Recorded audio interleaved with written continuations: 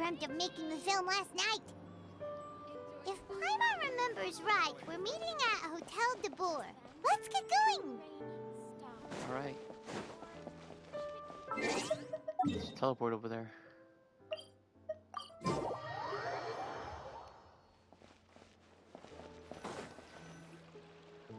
Ayaka! Yoimiya! You're already here! Good morning. Xavier said yesterday afternoon went well. And Merry Christmas and to how all. about you, Ayaka? What were you up to yesterday?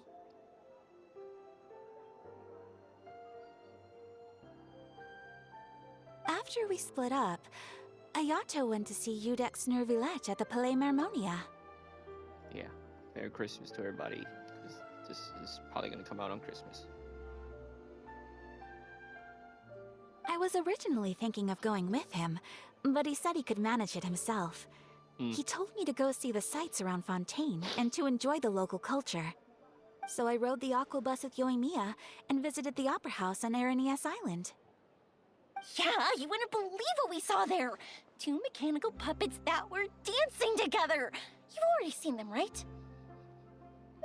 Yeah, those two! Amazing, aren't they? Of course. We sat and watched for quite a while. It was mesmerizing. I think Like we could keep watching them forever. yeah, I think that's literally my favorite boss in Fontaine right now.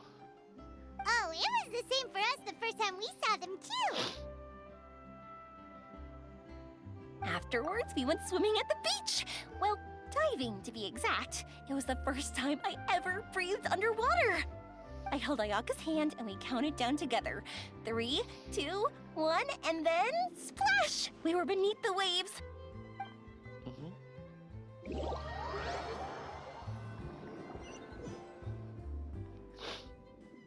At first, I didn't dare to open my mouth.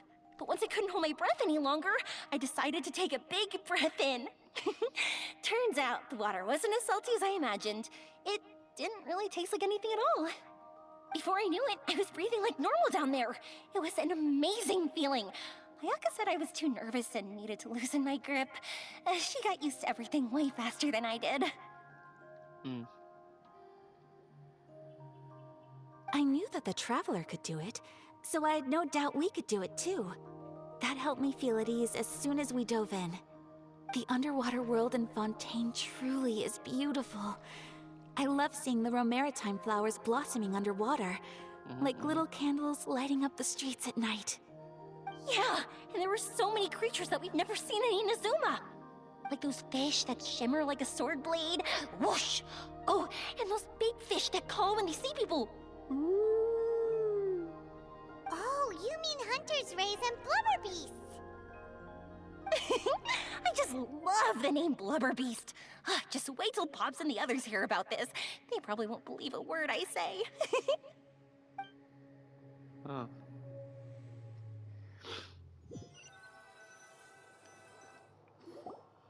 Yoimiya was down there for quite a while.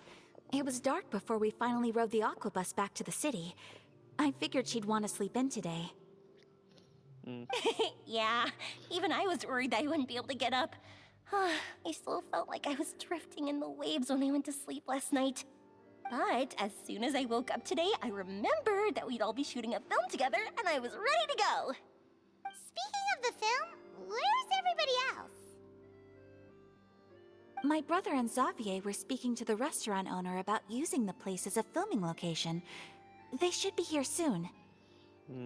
As for the others, we're here. Hello. Please excuse my tardiness. I just finished the Special Patrol's 6-mile morning jog. 6 mile Wait, morning 6 jog. miles? I'm so tired. I heard you all chatting, so I decided to come down. I sure could use some of that endless energy everyone else has. Good morning, everyone. Good morning. Morning. Can someone fetch me a cup of coffee? More milk, hold the sugar.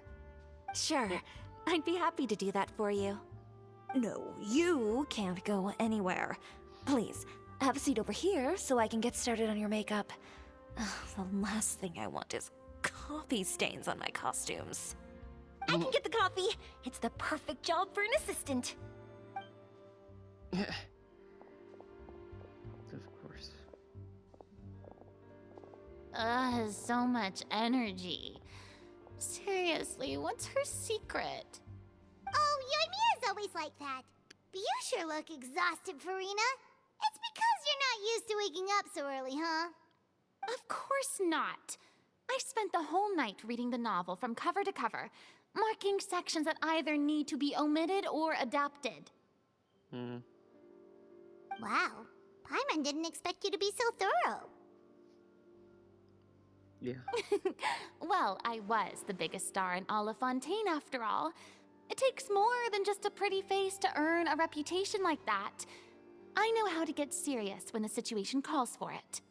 I went Of all course. out when I was acting as an Archon, so why wouldn't I do the same for my own life?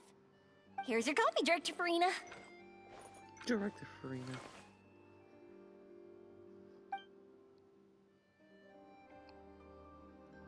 Oh, thank you. The sound of being called director and the aroma of coffee feels almost as refreshing as hearing the birds chirping in the morning. Ah, it seems everyone has managed to arrive on time. Of course. We've reached an agreement with the restaurant owner. We are free to use the second floor to shoot our film. Really? That's great! He is really looking forward to our film and hopes that providing his restaurant as a filming location will attract more customers. Well then, Mr. Xavier, I'll leave the rest to you. Okay, thanks. First, I'd like to introduce our new members. This is our prop manager, Veronique. She'll be in charge of all the film's props and items. And this is Bonneau, our lighting technician. He'll be in charge of lighting and illumination to set up each scene's atmosphere. Wow. Sure feels like we have some real professionals joining the crew now. First of all, please allow me to first express my sincerest gratitude to everyone in the crew. When my investor informed me yesterday that he wouldn't be able to provide the funds, I really thought that this was the nail in the coffin for this film. I had no idea that I'd find so many people willing to help me on such short notice. Thank you. Thank you all from the bottom of my heart. No problem. No need to be so cordial, Mr. Xavier. We're all honored to be a part of this. Your works made a profound impression on me when I saw them back in Inazuma. I am sure that someday, this film will be remembered as a prime example of cultural exchange between Fontaine and Inazuma. Yes, the story is the reason I agreed to join. I can't bear to even imagine what this film would look like without the very best director. Anyway, I would like to make a promise to everyone that as the producer of this film, I'll do whatever I can to ensure that everything goes as smoothly as possible. This is not just my film. It also embodies the thoughts and feelings of every person here, as well as the endless effort we are about to pour into it. Let's go. So, without further ado, the Two Musketeers will officially begin filming now! You may take it from here, Director Farina. All right, listen up, everyone. Okay. The first scene takes place when the two young musketeers are living at the Baron's home, still unaware of all that is about to happen to them. We'll need props and lighting to set the scene. Our lead actors can go get their makeup done, and extras, please take this time to go over your positions. Okay, Whoa. Farina. Seems Farina's really kicking things into gear as the director. Is everyone clear? I don't want anyone traipsing around the set like umbrella finches. All Umbrella right, pinches. cameras will start rolling as soon as the set is ready. Let's make a film that'll make some serious waves in Fontaine. Alright. Not the kind of waves that drown people. I mean, Okay. the good kind of waves. Seems like she's still a bit traumatized by that. Yeah, we can tell. Anyway, let's go see if there's anything we can do to help.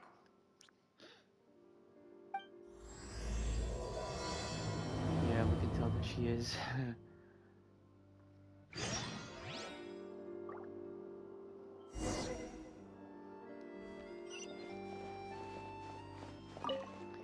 Let's talk to Yoimiya. How about here? A little more to the left. You got it. Hey, Yoimiya, do you need a hand? No, I'm fine. You know, doing the lighting is kind of like designing a fireworks show. It's interesting to imagine what kind of atmosphere the lights will create.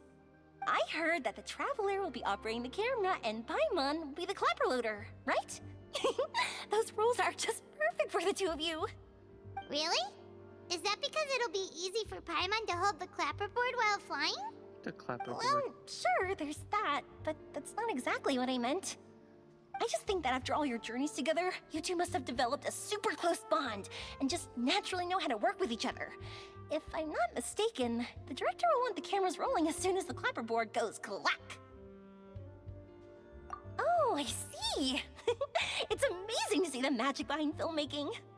Yoimiya, we need lights over there, too. Oh, on it! I've got to get back to work. Chat with you later. Oh, it's exciting to see so many people working together to bring the film to life. You're right. Ciao. See you later.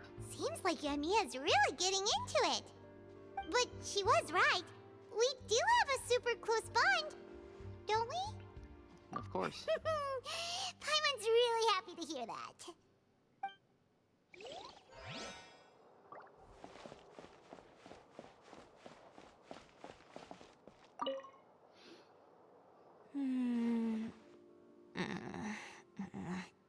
Ayaka has mentioned you to me before. She said that you two were great friends when you were kids. No talking. Cut. I'm thinking about how to do your eyeshadow. Okay. Ah, yes. To help me really look the part. To achieve a more young and naive look for this scene. Are you saying the wrinkles around my eyes are too deep? You just have too much of a calculating look in your eyes. Okay. You sure don't mince your words. It seems you Yeah. really haven't changed much. Quiet. Damn, so harsh. Chiori, chill. So, this is a real musket? No, it's just a prop weapon. Not bad. Have you seen a real musket before? Only in books and newspapers. I made this one based on the relative shape and proportions I saw in reference images. When we're filming, some special gunpowder will be applied around the muzzle, which will help create the flash and smoke effects of a real gun being fired. Which means it'll be up to the actors to portray the recoil. That's right. The sound effects for gunshots will also be added in post-production. Thank you, Veronique. I think I know where to start now. However, the musket's gears and firing pin could still use some work. Adding some wear on the metallic components will make them appear more realistic. Also, be sure to rub the muskets with some oil each time before we start shooting. That'll give the impression that the firearms have been well maintained. Good point. You seem to know a lot, Miss Chevres. I assume you use these types of firearms on a regular basis? Yes, I perform routine maintenance on my weapons every day. Just like we as people need to eat and sleep, muskets need to be cleaned and maintained. I also perform similar care for my sword every day, and familiarize myself with its shape and weight, to the point where it feels like a natural extension of my body. Yes, this way, our weapons will never betray us in the heat of battle. Yes, well said. It seems we have the same philosophy on this topic. Oh, sounds like they found a common interest to talk about. Though these props differ from the muskets I use, I can still give you some pointers. Good. Of course. I look forward to your instruction. First and foremost, never point the weapon at anyone, regardless of whether it's a real or prop weapon, or whether you're holding it or it's on the table. This holds for any time when you're not actively engaging an enemy. Okay, understood. When aiming the musket, extend your arm so that it's level with your shoulder, and use your eye to look down the weapon's sights. Like this? Not bad. Now, try saying your lines. This is the end of the road for you. Good. Now turn your body a little. That way, you'll give your enemy less of a target to work with. And relax your shoulders. Here, allow me to demonstrate. This is the end of the road for you. Huh. Excuse me, Miss Chiori. Director Farina, there's something I wish to discuss with you. Oh? What is it? Like this? Yes, much better. What do you think? I do see your point. But say? are you sure you wish to do this? I believe it would be most fitting. Well, if you insist. All right, I understand. Miss Ayaka, Miss Chevres, could the two of you please come over here? Huh? What's going on? Are we gonna start filming now? Let's go see. What is it? I have a question for you, Miss Chevres. Would you be willing to play the role of a musketeer? What? To clarify, I would like to turn over my role to Miss Chevres. But brother... Don't worry, Ayaka. I actually view this as a good thing. I was becoming troubled trying to set aside some time to speak to the staff at the Palais Mermonia.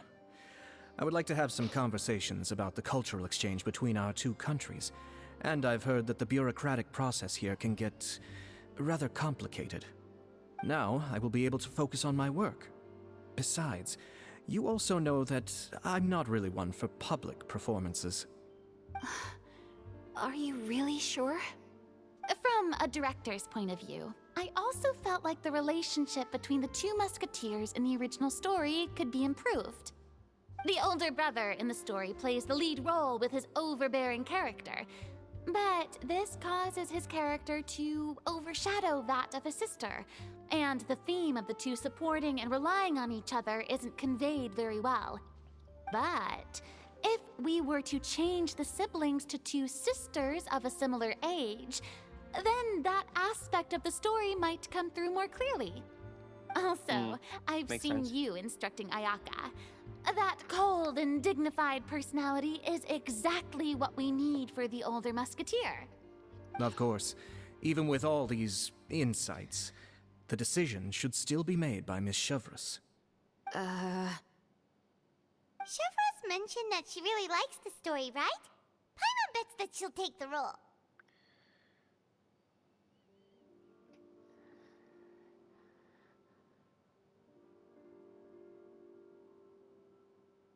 All right, I'll take the role. Good. Wow. It's decided then. No hesitation. I'll get started on making edits to the script. We'll also need to make some immediate adjustments to the lighting, props, and costumes. I have a feeling that our adaptation will be even better than the original story. You're doing a great favor for me, Miss Chevres. You have my gratitude. Don't mention it. I like this character, so if anything, I should be the one thanking you. Well, since my brother is the one who brought up the idea, I suppose there's no need to worry. Let's go, Miss Chevres. I look forward to working with you. Please, just call me Chevres.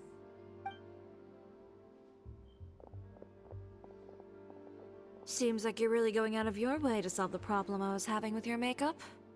Surely you jest, Chiori. I assure you that I was mostly motivated by a desire to spend more time on formal business. Oh, come on. You really think I'd buy that?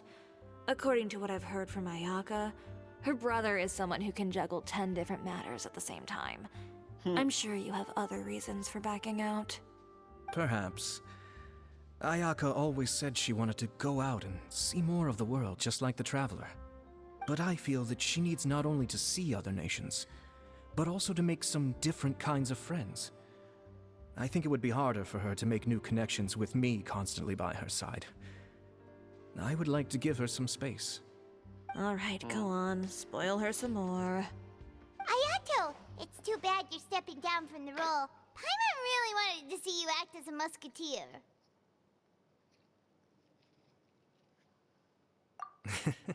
No need to poke fun at me. I'd wager that you also felt that I wasn't the best candidate for the role. It's a little hard for Paimon to imagine you saying those lines. Yes, I've True. made an appointment to meet some people from the Palais Mermonia. Now, I will have some more time to prepare. Traveler, get the camera ready. Paimon, get the clapperboard. Actors, to your positions. We're about to start shooting the first scene. Go on now. And please take good care of Ayaka. Of course. Why wouldn't I? Thank you. I look forward to seeing the film when it's finished. All right. Now that we're all here, let me help set the scene for everyone. Okay. The first scene takes place when our two main characters are still living at the Baron's estate. They've been ostracized and verbally abused by others in the household, but they still have no idea why.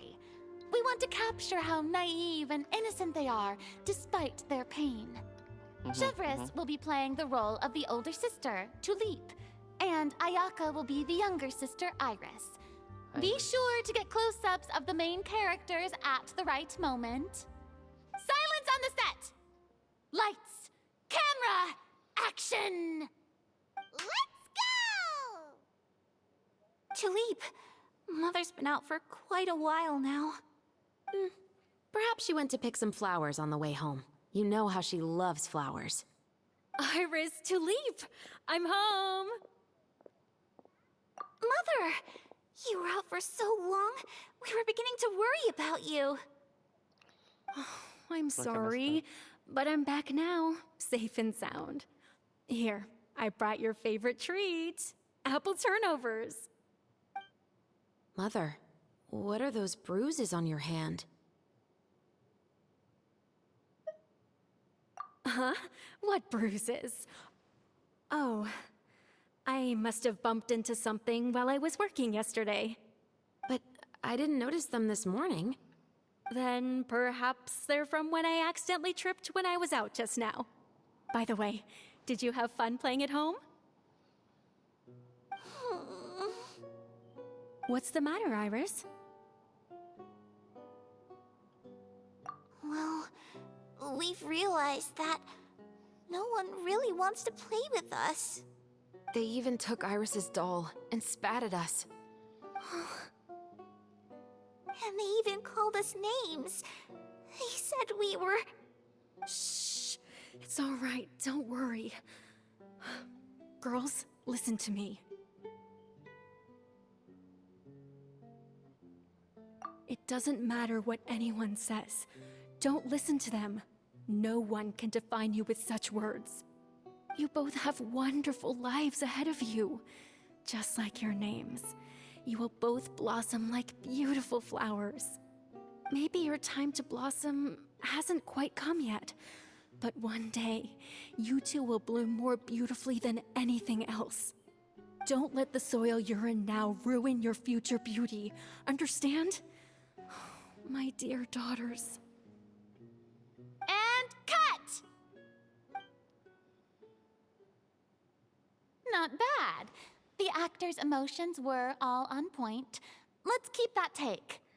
Also, if our clapper loader could avoid shouting at the start of the scene next time. Oh, got it. Great. I was a little worried that my nerves would get the better of me. What about you, Chevres? I felt fine. The lines weren't too difficult at all. Seems like Farina must have adapted the role nicely. You two were great. I couldn't tell it was your first time acting in a film. You should have more confidence. Thank you for your encouragement. Positions, everyone! We'll move on to the next scene after we try a few more camera angles. Were my camera angles Dookie.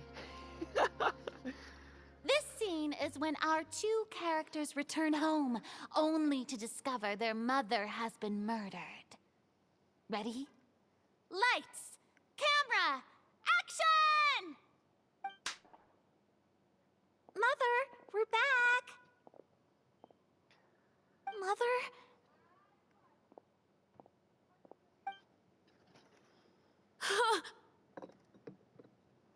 What's wrong, Tulip? Iris, stay away! Huh? Why? What's... Mother! Mother... She's... Huh? There's poison in this cup. Huh? I could have sworn I've seen this kind of cup before. Those aristocrats. They didn't even try to cover up their actions.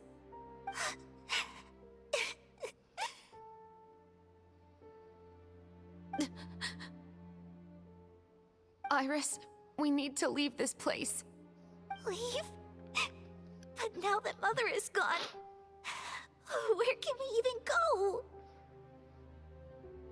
Anywhere. All I know is that we can't stay in this house. But are we just going to let them get away with this? We'll have our revenge, I promise you. Just not right now.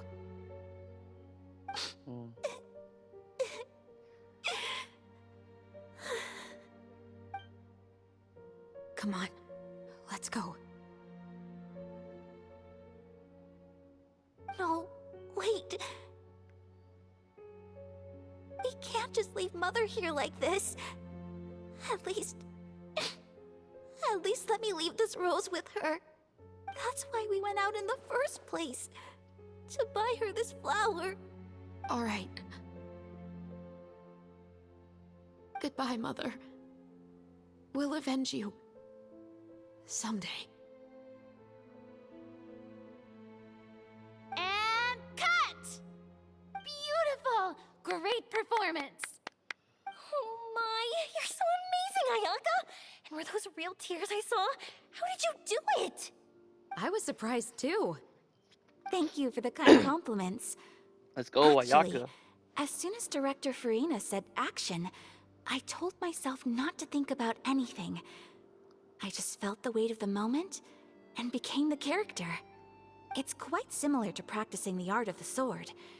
You clear your mind and focus only on what's happening in front of you. Ayaka's performance was amazing. Have I discovered an acting prodigy? Pipe down, everyone! Yeah. We need to move on to the next scene! That's our girl Ayaka.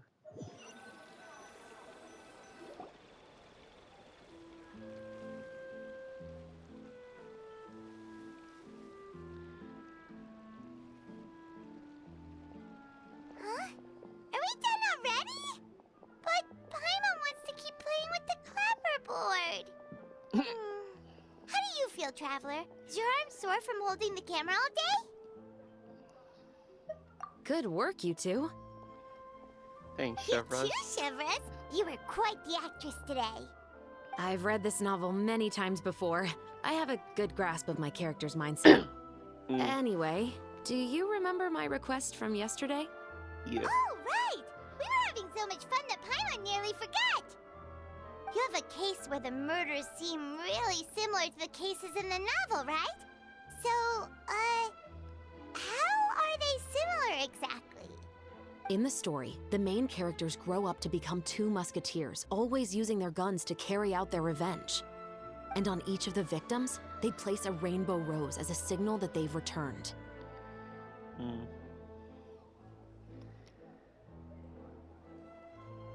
Yes, that's correct. We found rainbow roses just like in the novel. Seems like you're connecting the dots now. Oh, that does sound pretty concerning. Especially after seeing the script today. Ooh, now Paimon can't stop wondering what kind of ulterior motive the murderer might have. what do you think, Traveler? You're smart. Paimon wants to hear your thoughts. Good. On behalf of Fontaine's Special Security and Surveillance Patrol, thank you for your dedication to justice. No problem. There's no time to lose. We Go should start selfie investigating anyways. right away. Follow me. Huh? Right now? But we just got done filming all day. Paimon's so tired. I mean, The most we didn't get valuable any intel information always about our comes brother. after nightfall. They are Last like story small, quest. remote islands in the middle of the sea. We just don't care about If you it. don't stay vigilant, No. you will pass right by them in the fog. That's how one of my favorite books always puts it, at least. So, where are we going right now? Let's start by checking out some workshops that sell mechanical components. If the culprit is making their own weapons, it's very likely that they'll visit those sort of places. Makes sense. Can we teleport over there? Yeah, we can.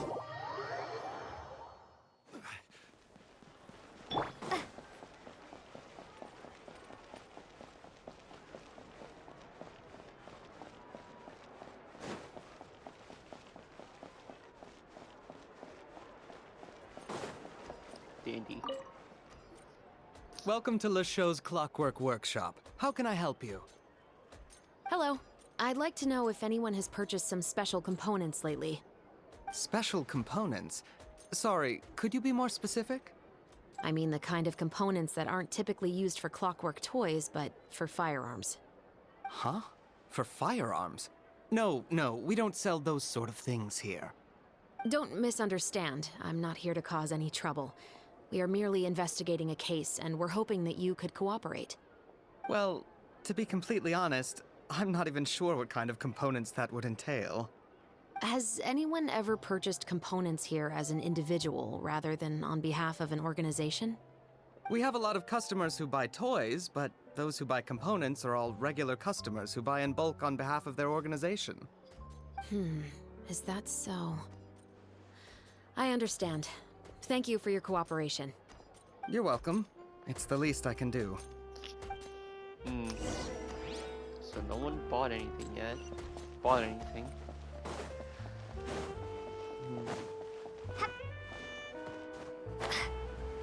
From here, at least. Lamont?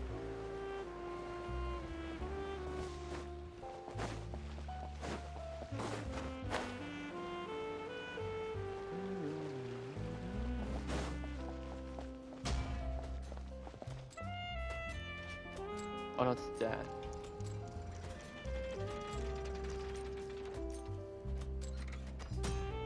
Yeah, I thought it was him. I'm like, what the? No, it was that. Oh, hey, Chevris. Run out of oil for your musket again? Hello, Estelle.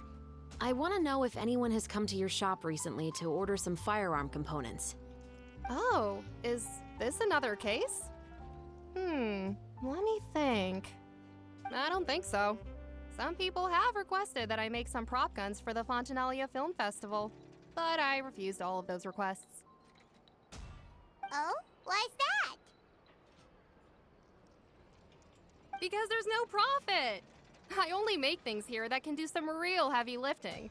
I don't have the energy to make some new molds just for the festival. Then Okay. has anybody come specifically looking for mechanical components? Well, I usually sell off my scrap to the Fleuve Cendre.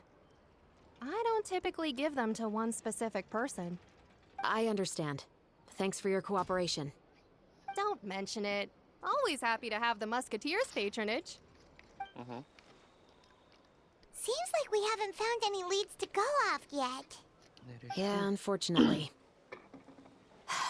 All right, let's head to Fleuve Cendre next. Huh? Are you sure?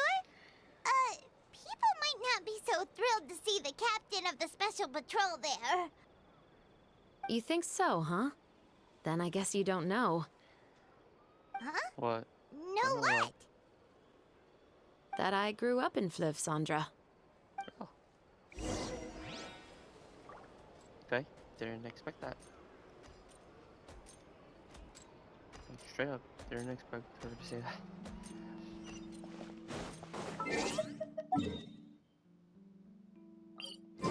And I think I do remember someone talking about it. Let me talk to the it's over here.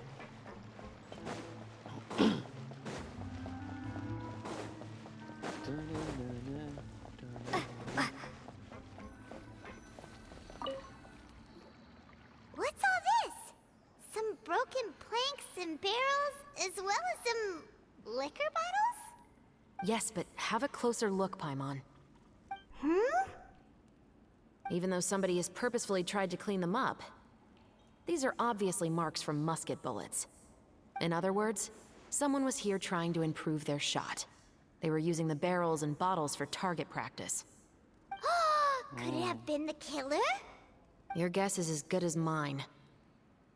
Although many people at Fleuve Cendres own guns, few hide the fact from others. And even fewer would go to such lengths to hide markings from practice shots.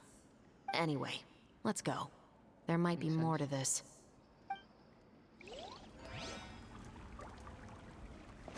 Oh, almost went in the water.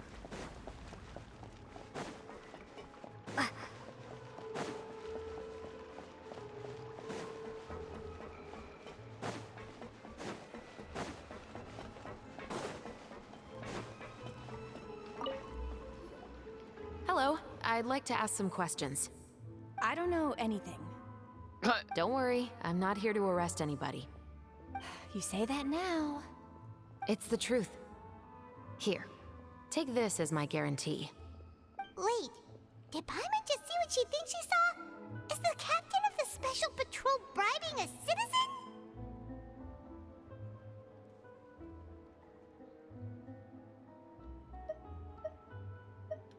Seems you're different from the other guards. What do you want to know? Does that turtle have a tattoo? Have you heard anything related to muskets in Fleuve Cendres lately? Anything at all? Muskets, huh? All I know is that about 2 weeks ago, we started hearing some loud noises at night. So loud that it's been waking me up. Were they gunshots? Possibly. It's hard to tell around here. Someone's house collapsing, a pipe exploding somewhere, it's all the same. But the noises I'm talking about definitely happened after I fell asleep. Do you know where the noises were coming from? I don't remember clearly. Is it that you don't remember, or that you need to think about it some more? You tell me. Then please, think about it some more. She's giving her even more Mora!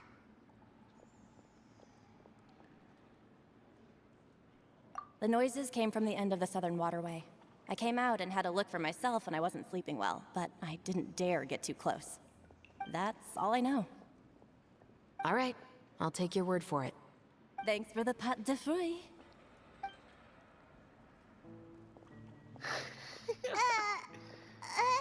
I mean, that's what you do. No need to be didn't you? surprised. I grew up here, remember? I know how to get people around here to talk. What's up with the fruit? My apologies, I'm all out of sweets. Though I do have some other tempting snacks in my custody.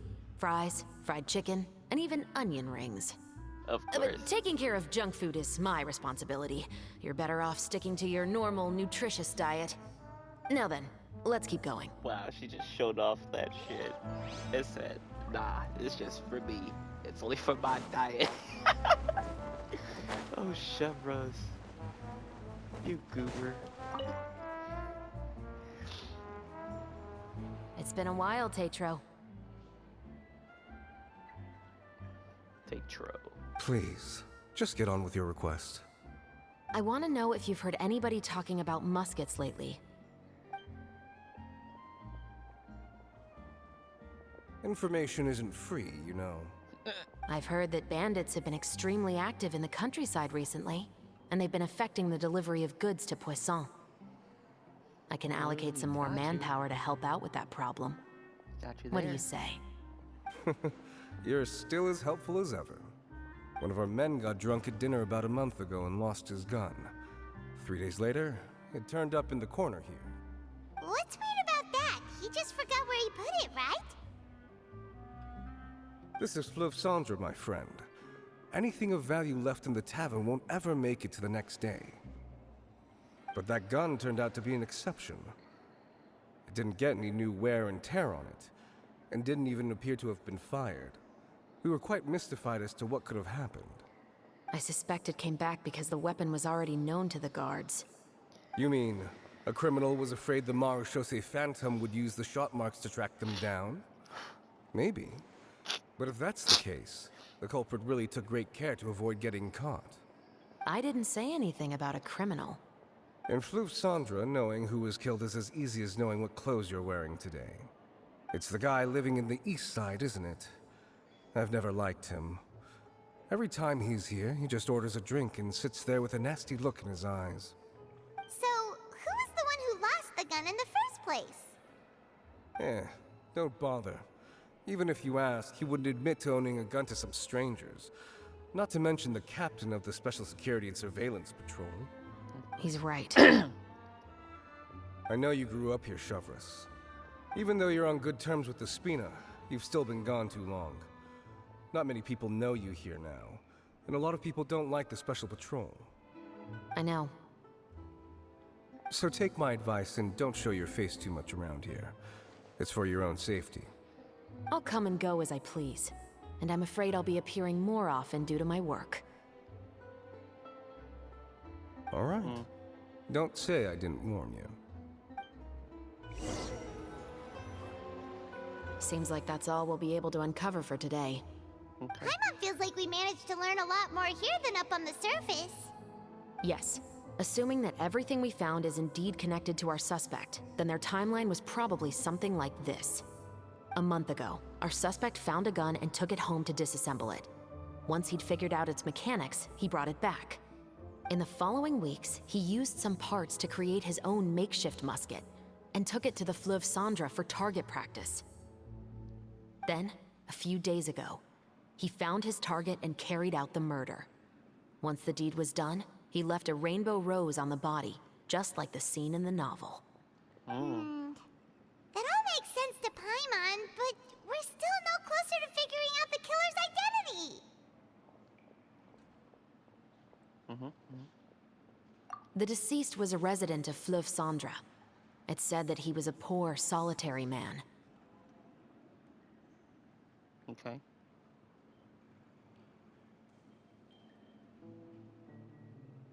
Yeah, that's also something I'm trying to figure out. If we are indeed following the novel, and there's a story behind the murder, then this murder should be an act of vengeance. But according to our investigation, the deceased didn't have any enemies. He was no saint, but no one's heard of a rival who hated him enough to shoot him dead. Much less care to leave a rose on his body. What message is the killer trying to convey? And to whom exactly? Who knows? We've thoroughly investigated that possibility. He claims to have spent the whole day at the Opera House on the day of the murder, and the staff there have confirmed his account. Okay, so he has an alibi. Not only that, he lacks a credible motive as well. He has a family of his own, and both of his parents are still alive. I've looked into his records. He was adopted at the age of 6, and all the proper procedures were followed. There are also records of him at an orphanage before then. In the story, the mother of the 2 musketeers was murdered after the children turned 10. Of course, he could have changed the children's ages, but I don't want to assume anything without evidence. More importantly, I've also had a chat with him in person. He didn't seem like the kind of person who would pull the trigger to kill a man. Then, what should we do now? We have all this new information, but it doesn't help us move forward. Investigations take time. I didn't expect us to catch the culprit in just a single day. How about this?